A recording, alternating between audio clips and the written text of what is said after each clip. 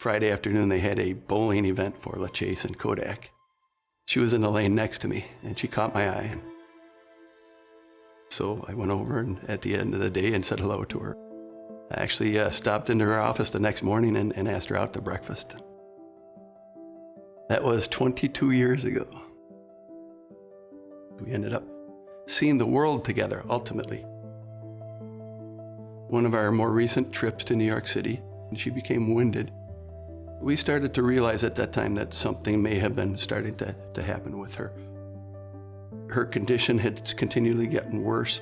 Even just moving around the house, she would start to struggle to just catch her breath. So we started again going to different doctors and trying to discover what the issue was with her. Turned out that there was inflammation in her lungs.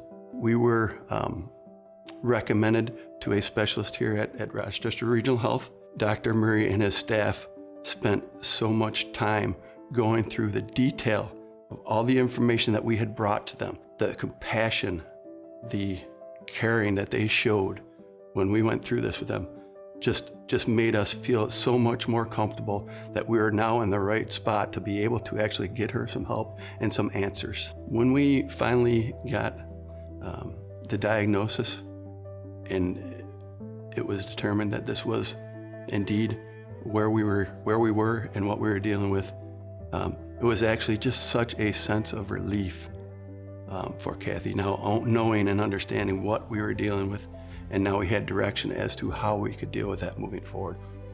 So she went from being a very, very independent woman who did everything on her own to being totally dependent on me and others. When the determination was made that we were going to take Kathy into Hildebrand hospice care, I had no idea the love and compassion and care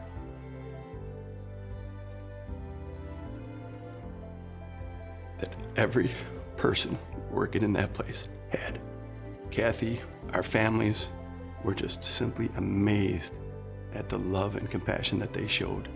It was such a phenomenal experience for what is ultimately such a horrible experience. So after Kathy passed, the level of response that I got from literally all around the globe.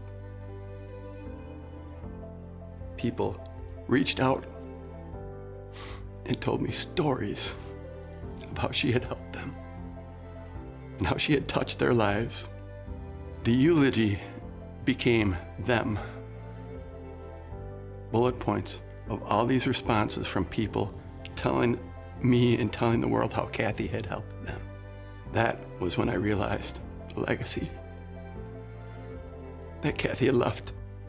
These are things that encourage me to try to do the same, to give back to others. So I am currently a volunteer at Rochester General Hospital. That just makes me feel so warm and so encouraged that I am actually doing something little to help people and to carry on Kathy's legacy.